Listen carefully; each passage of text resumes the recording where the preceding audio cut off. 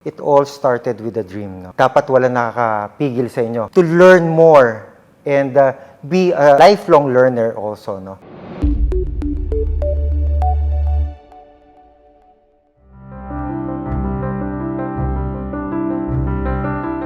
You can never go wrong pag we talk of University of Batangas.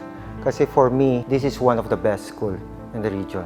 The reason why I pursue yung aking doctorate degree is basically it all started with a dream. My dream is to finish a certain level or the highest level in education wherein sasabi ko sa sarili ko na I have to be proud of myself. No? And I'm doing everything to my parents and to my family. So I would like to leave a mark sana sa kanila. So what motivates me a lot is my family and my dream.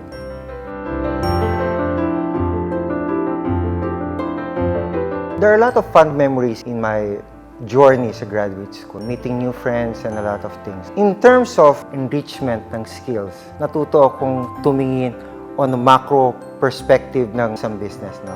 Nahasa rin ako to balance things looking at the micro perspective in a business. So yung balancing ng macro and micro perspective ng business, yun yung pinaka magandang experience na nakuha ko sa University of Batangas.